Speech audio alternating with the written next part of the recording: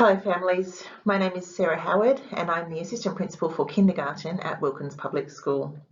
We are so excited to have you and your children here at Wilkins in 2021 in kindergarten. Normally we'd do this session in the library and we'd have a lovely look around the classroom and the school, but unfortunately we can't do that. So I'm coming to you from the comfort of your lounge room, I hope, with a bit of information about kindergarten in 2021. I would like to acknowledge the First Nations people of the land on which Wilkins Public School stands. I'd like to thank the Wongal, Kamigal and Bidyagal clans of the Eora Nation for their knowledge, courage and care of the land and waterways. I pay my respect to their elders past, present and emerging, and any Aboriginal or Torres Strait Islander people who are joining us today. It was, is and always will be Aboriginal land. So starting kindergarten, it's huge, really massive, and I'm sure that there are lots of families watching who have done this a few times with a few children and a few that are doing it for the very first time. Regardless of where you're at in your children's transition, we're ready to support them and you into starting kindergarten next year. So I would like you just to take a moment and consider your child, what you'd like to see them achieve in kindergarten next year and beyond. These children won't graduate university until 2037, I think I worked out, which is incredible to be thinking about what they're going to do and the journey that they're starting on in just a few short months here at Wilkins.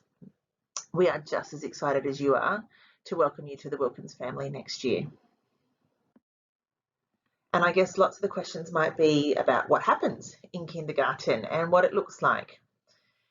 Here at Wilkins, our kindergarten and Year 1 classes use the Walker learning approach. And it's something that we're really proud of in our early years classrooms. It's a play-based method of curriculum delivery, which means it's really similar to what they've experienced in their early childhood settings at the moment. Our teachers are all trained in delivering the Walker learning approach and are incredible practitioners in the way that they set up the classrooms, the way that they know your child and every child in their room. They know them inside out and back to front and exactly where they're up to in the learning and which step to take next for them. The learning spaces are just beautiful, and I do have a few photos coming up that you'll be able to have a little bit of a look into these amazing learning spaces. One of the things that makes Walker learning really special is that it taps into exactly where children are in their development. As I did the training, one of the things that really struck out to me is the idea that brain research says children's brains are not ready for any sort of formal learning or formal instruction as we know it until they're about 8 years old.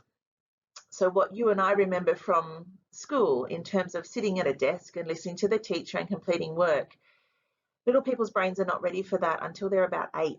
So why on earth was I asking them to do it at 5 or 4.5 in some cases? It just seems really unfair. What I love about Walker learning is that I'm not throwing away learning, and I'm definitely not saying we just play all day. But what I am doing is providing learning in a way that children's brains are ready to receive it. And we know that play is the highest form of research, and we know that that's exactly how our children work and interact. So what we're seeing from our kids using the Walker learning approach is just incredible.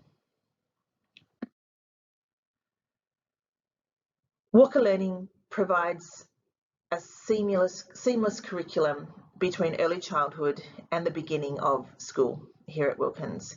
It means that what your children have been used to in early childhood settings, in preschool or long day care, is exactly what they will see here in kindergarten.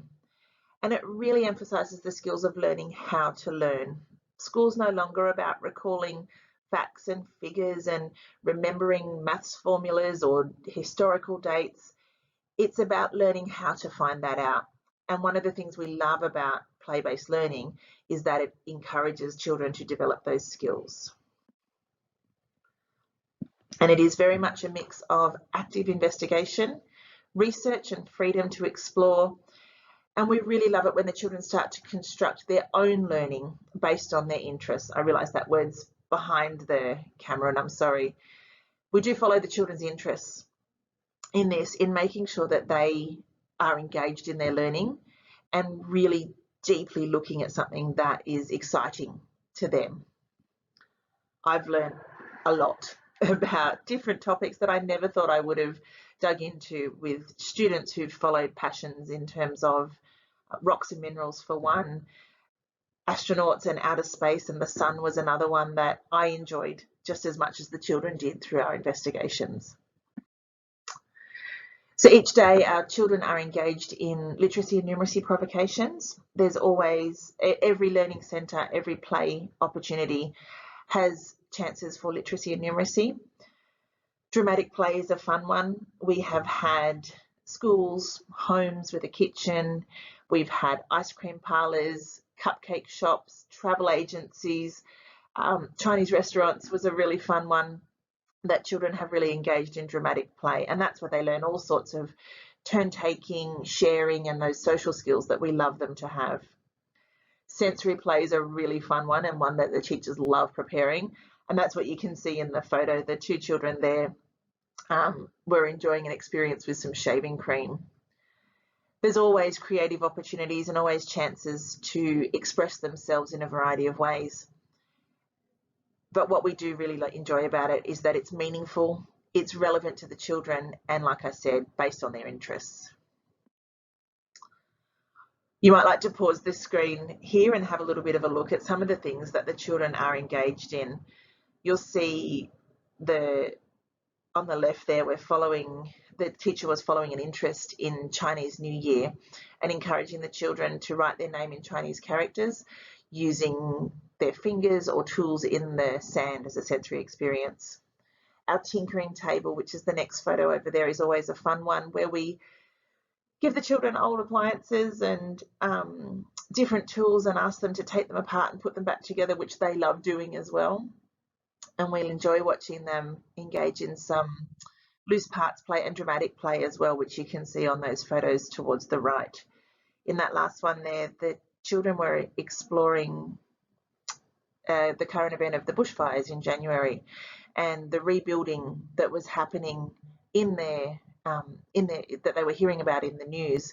So the teacher then set up an animal hospital that they were enjoying their dramatic play through. So getting ready for kindergarten, what needs to happen now? And what do we like to see from our kindergarten children when they start? Now, I know you've probably heard we need them to count to 50 and read and write and all those sorts of things. And I will honestly tell you that's a lie. We don't need that at all. That's our jobs. We are trained professionals and very capable of teaching children to read and write. What we would like to see children who are curious and excited about learning, about reading, writing, and all those sorts of things. In terms of their language, we'd like them to be able to make themselves understood, be able to listen and follow instructions, and like I said, show that curiosity about reading and writing. We'd like them to be able to take their jumper on and off if they're hot, open and close a lunchbox, which is a tricky one to master with some of those interesting lunchboxes we're seeing. We'd like them to use the toilet independently and organise their belongings as best they can. And in terms of their social and emotional skills, we'd love if they could take turns in a game, engage in conversations with both adults and peers, and to show empathy if a friend is hurt or in distress, that they could show empathy in those situations. So I guess then the big question is, what is school readiness? Like I said, it's definitely not being able to read or count or write their name, but it's a set of skills and behaviours that mean children are ready to participate and succeed at school. We need to think about the whole child, not just the academics. So we want to make sure that their social and emotional skills, physical skills, communication, all those sorts of things are ready to just jump. We're not expecting them to be all sorted in those areas, but to have that curiosity and preparedness ready to go. I will post the link to this particular quote and the really useful website with this video on our school website. So what sort of things can we be doing to encourage school readiness at home? One of the things that I find really useful, particularly at my home as well, is having those conversations and family time together. Over dinner is a great time to do it. Discussing your day, things you might be looking forward to, and those sorts of things. And really encouraging your child to ask questions as well of you, of their siblings. Read stories together and discuss the characters. You might say, why do you think Goldilocks laid down in Baby Bear's bed and waited till the bears come home, and those sorts of things. Practice counting forwards and backwards. You could even make it really practical and say, count how many people there are in the house and then think about how many knives and forks you'll need to set the table for dinner. You could discuss shapes and colours that you notice in the environment as well. One thing we do ask you to do soon is to speak with your early learning centres, so wherever your children are in childcare, if they are at the moment, and ask the questions to them about whether the educators feel your child is ready to come to school. And if there are any supports that we might need to put in place to make sure that they have the smoothest transition possible.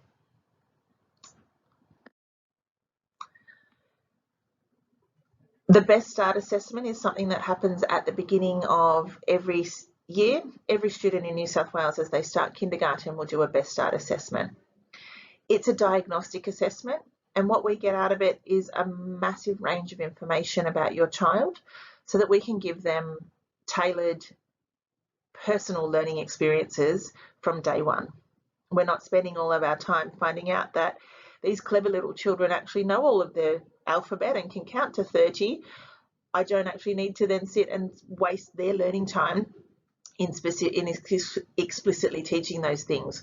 I can get on with the next step. It's definitely not something that you need to prepare your child for, that you need to study for, or anything like that. It's purely a diagnostic assessment for teachers.